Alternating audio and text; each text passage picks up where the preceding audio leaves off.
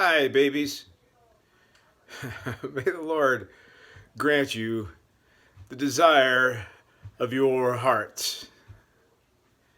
I have revisited some buried longings today, and I've got an admonition, an encouragement, because it's easy to get worn out and lose heart.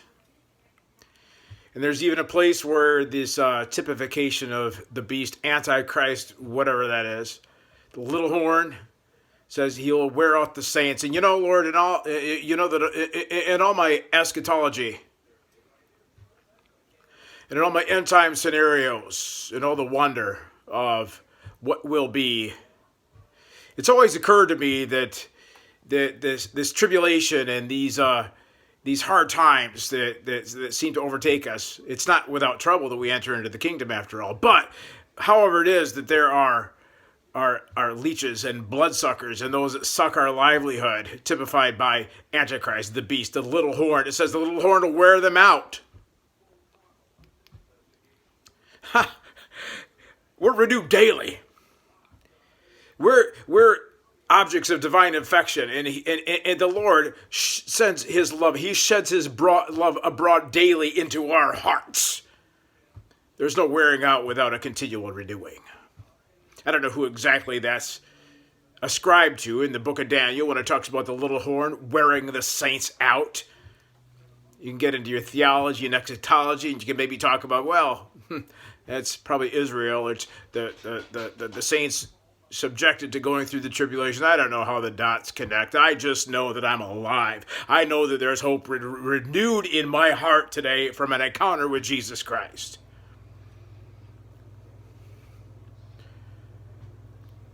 And here's how it works. Here's how it's coming together for me. Here's how I'm conveying it to you.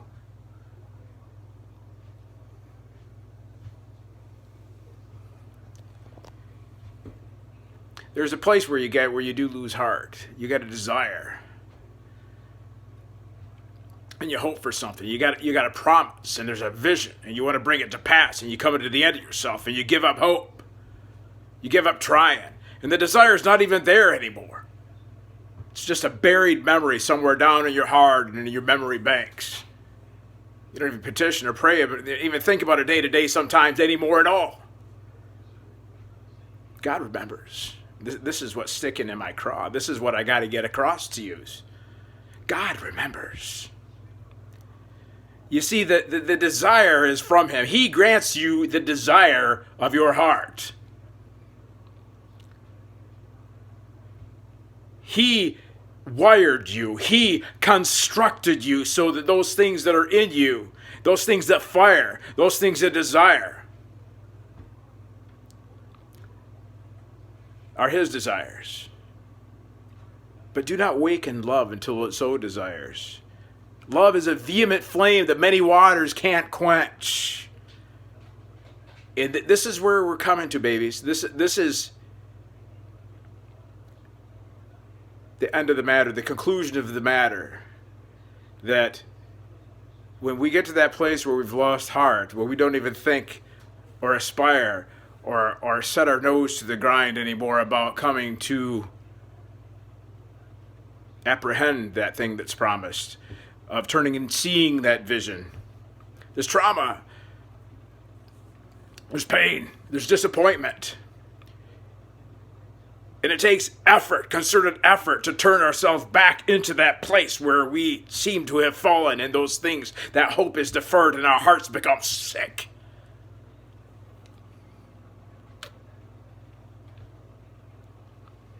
But it's the Lord Himself that does the willing. It's the Lord Himself that does the doing.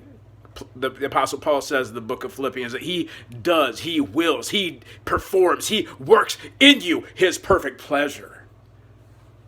You see, that desire is His. It's not for you to attain unto. It's that when you've lost heart, it's the only thing that you've got is to hang out to His heart to bring those things to pass, so that your object of affection remains on Him and not a thing.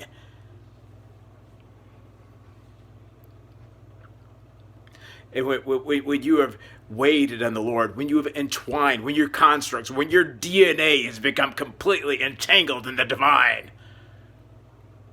when he is all that you want, he is the object of your desire, then that thing that you hope for, that vision that you had, that desire that the Lord grants, he gives you the desire of your heart. And he wants to be so enraptured, so wrapped up in you, that it's him in you enjoying that thing that's coming to fruition. Because that's a tree of life. Hope deferred makes the heart sick. Hope deferred makes the heart sick. But a desire fulfilled is a tree of life. Allow Jesus, yield to the Redeemer to be that tree of life for you. Let him entwine in the constructs of your humanity, of your fallenness, of your backslidness, of your deferred hope and your sick heart, and let that desire become perfected as he becomes the object of your affection, and that the vision and the promise that was lost, that was buried under disappointment and trauma, comes to the front and manifests good news.